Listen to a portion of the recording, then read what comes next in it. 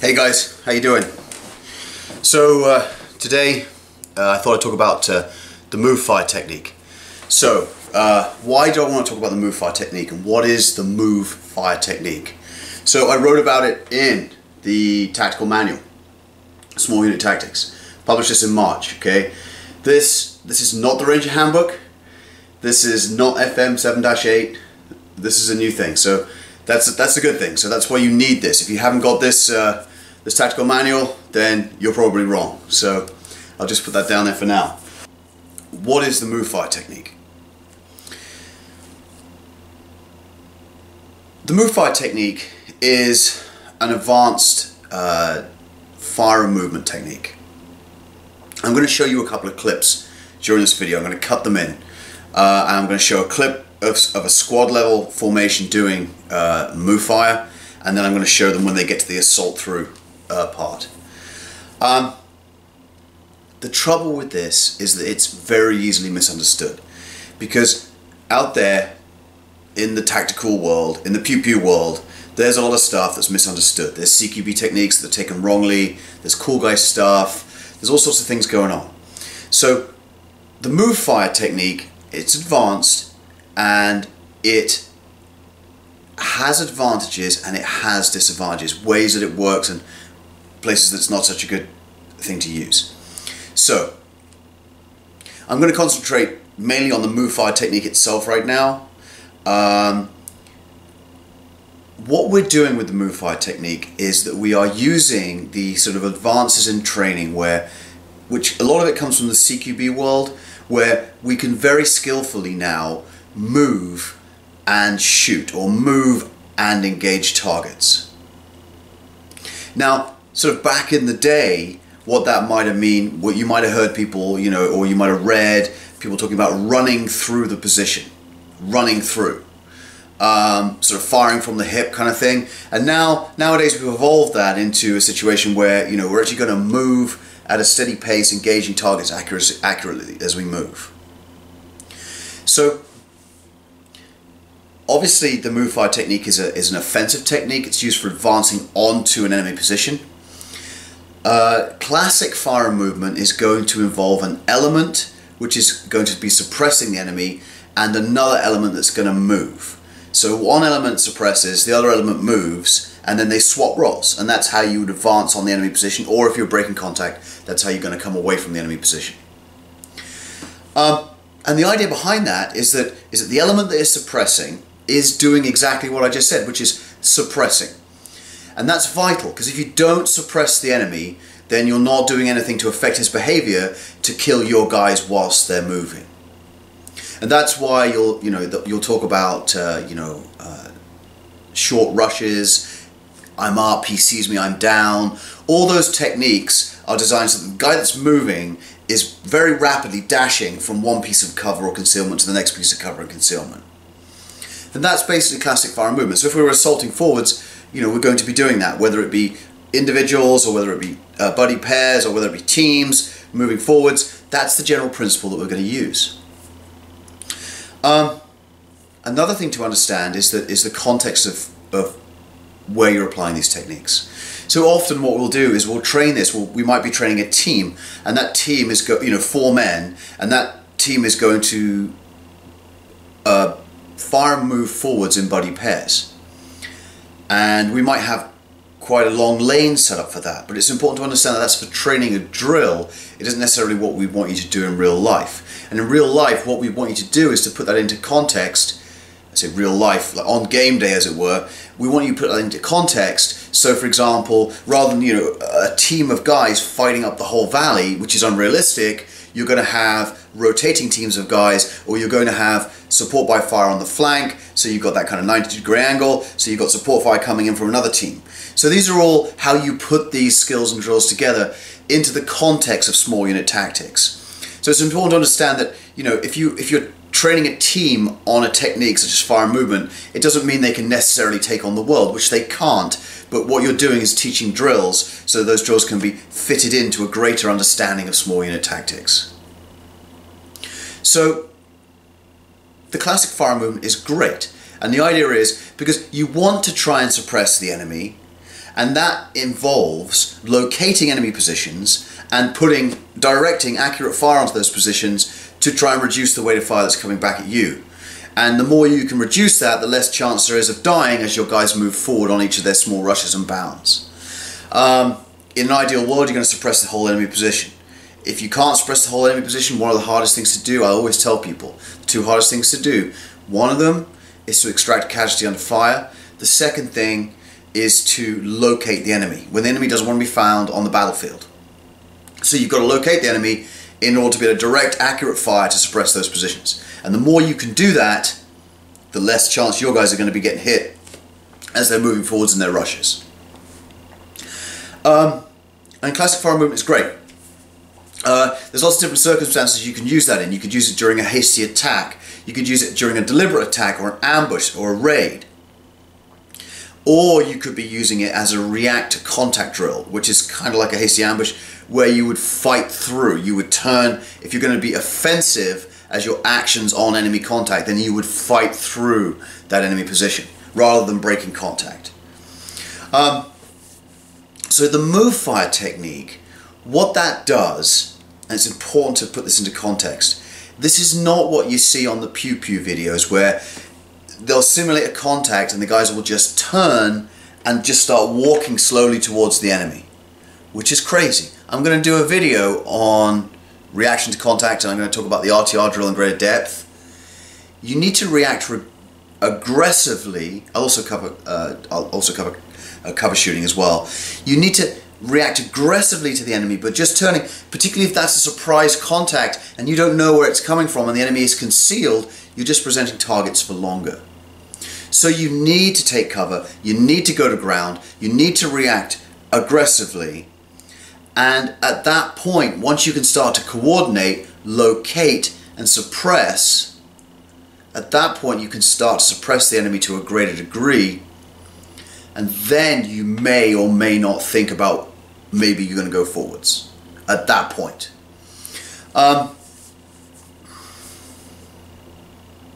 One of the dangers of classic fire movement, and when I put this in the tactical manual, and I'm primarily going to talk about a very simple solution today, which is the simple fire maneuver up to an assault line and then assault through the enemy position, which is a very basic drill. In here I talked about lots of different ways of doing that. There's multiple diagrams and multiple different ways of actually moving through an enemy position. I'm not even talking about fortified or bunkered enemy positions right now. I'm basically talking about enemy that we would call in the open. So enemy in the open is just enemy in a position of kind of concealment, logs, whatever, dips in the ground, micro terrain. That's what we're fighting through.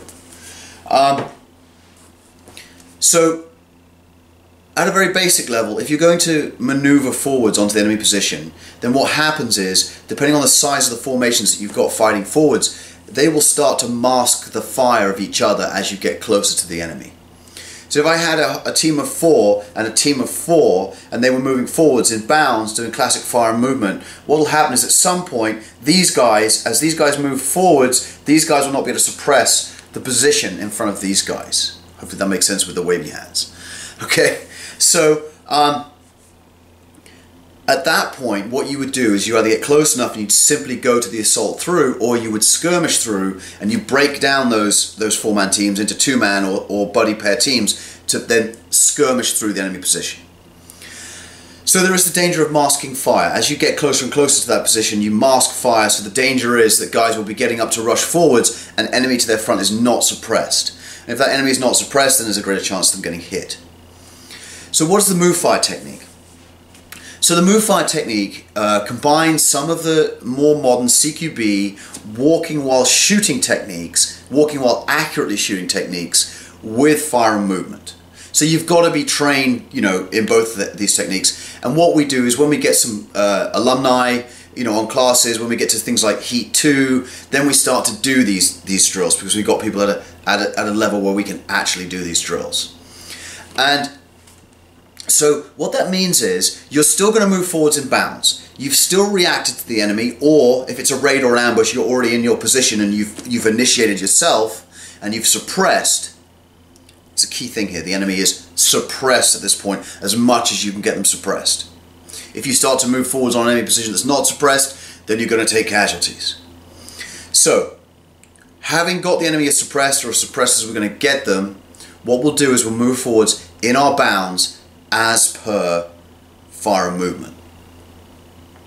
But this time, the team that's static is going to be firing and suppressing, but the team that gets up is going to move forwards while shooting on the move. They're still only going to move forwards a normal bound, they're going to go to ground, they're going to continue to fire, and then the next team's going to get up and move forwards while shooting. So you've still got that suppressing element. The element that's going forwards is also shooting. So what you can do with this is you can generate a large volume of fire to the front, and you don't suffer the masking problems. The disadvantage of it is that if you don't have the enemy position suppressed, when your guys are moving forwards, then they're going to be up for longer, and therefore if you had depth or mutually supporting enemy positions, then there's more chance of your guys going to take a hit. So you've got to think of the context of this and how you're going to use it. You've also got to remember there's always an internet sniper out there. So you've always got to remember that everything you do in a combat situation is a calculated risk. I could post a photograph of guys on a trail. People on the internet are going to go crazy. They're on a trail! Sometimes you're on a trail. There's perfect fieldcraft, and then there's whatever you have to do to get the mission done.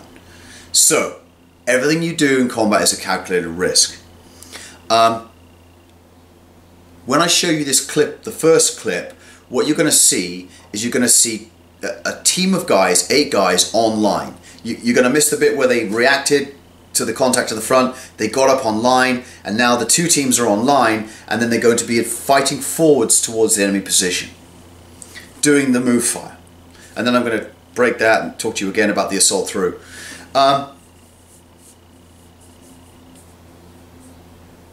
would you put a squad, 2 teams, online together to fight forwards? There's a couple of reasons for that. Ideally, in an ideal world, you get one of those teams to the flank, and that would become a hasty attack, as you've got teams at right angles to each other. All this is covered in detail in the tactical manual. You may have got online like that for any number of reasons, one of which is you've just deployed like that because you're reacting to contact and you're about to conduct an aggressive react to contact where you're going to fight forwards through the enemy position.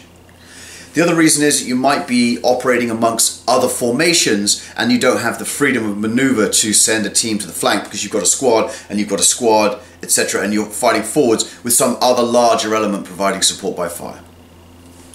And the other reason is that to go to a flank, especially in a hasty attack scenario, if the terrain is thick, then the danger is that you will not be able to coordinate between the support by fire element and the element coming in from the flank.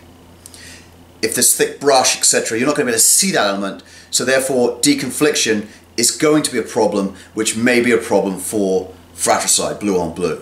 So if you're fighting in sort of bush, thick bush jungle country, unless you've got a clearing or something that you can use, then you're probably not going to go to the flank in that way, and you're probably going to be online and you're just simply going to be fighting forwards.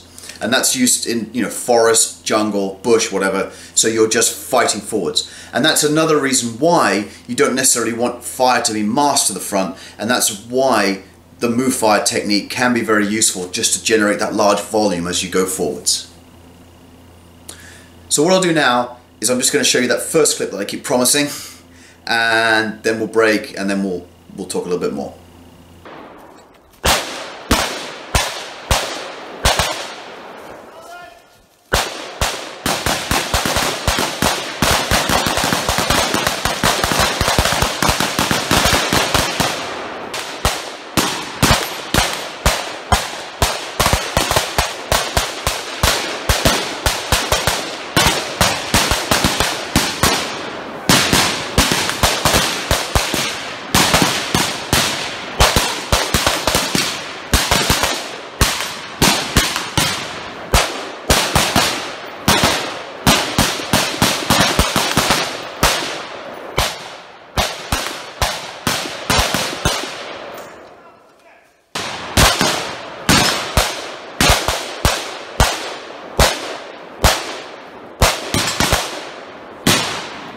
Okay, so what you saw in that was you saw the right-hand element providing suppression and the left-hand element getting up to move forwards doing the move fire technique.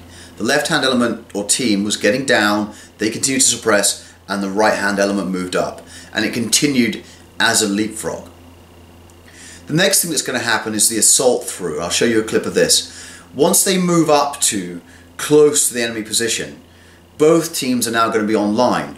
What you'll see in the next clip is the whole squad is moving forwards, moving through the enemy position, looking for and identifying enemy that they've been fighting, and then moving through the position to what we would call the LOA, or limit of advance. This again is the basic technique, the basic assault through technique.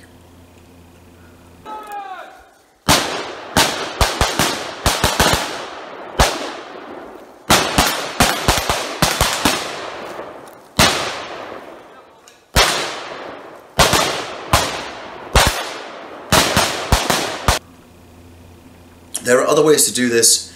These techniques are laid out in the tactical manual, where you can skirmish through the enemy position, etc. It's also important to understand that this is a drill in a very simple environment. If you were to have a more complex situation occur, you can always hold the line.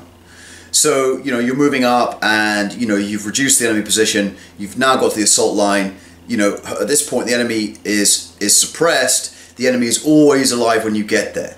You're moving into the enemy position and there's some kind of structure, just a small structure. We're not really talking a great amount of CQB here, or it might be just a complex element of logs or a ditch or something that's complex, and you know, you may have enemy down in there who's just kind of waiting for you. In that situation you may need to hold the line and, you know, think of another way to reduce that. Get up and get a grenade in it, get an angle on it, whatever you're going to do. So the assault through, it is a very simple drill, but it can be held if the situation, you know, has become more complex. Also at this point, if there were depth or mutually supporting positions and they're not suppressed, and hopefully, as I mentioned at the beginning, you do have an overwatch or flanking fire element involved in this that was also helping you to suppress the enemy position. And hopefully they're overwatching the depth. You may, for example, come under fire from depth.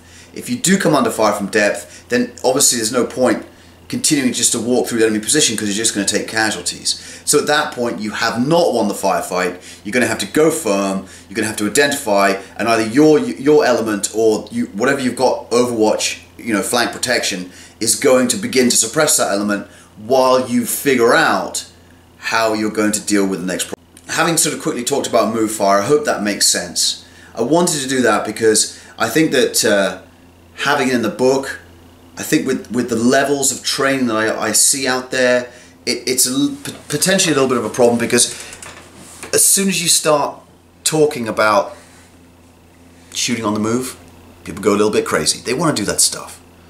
And it's appropriate at times. It's appropriate at times, but what we're not talking here is pew pew on the flat range. Okay?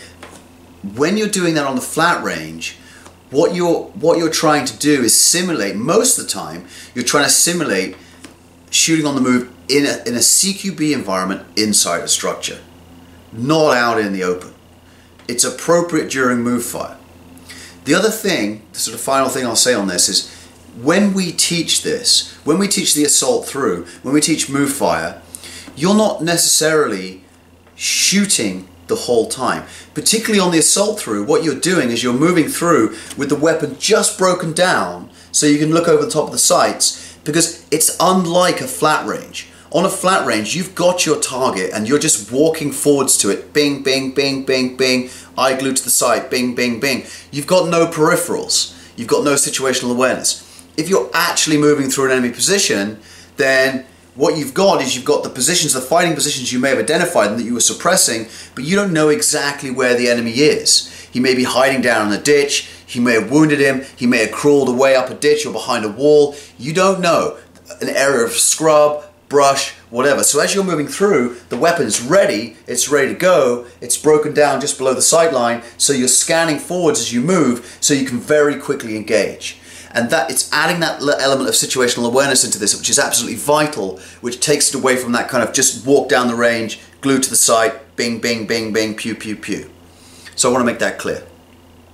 If there's any questions, any further questions on this, you know, please feel free to let me know. I'll probably do another one of these on aggressive react to contact, probably do another one on cover shooting, and just to flesh out some of the concepts in the tactical manual. It's important to note, guys, that none of this is any good to you unless you're actually training it. You can read it in the manual all day, but unless you're actually training it, it's no good. Thanks very much.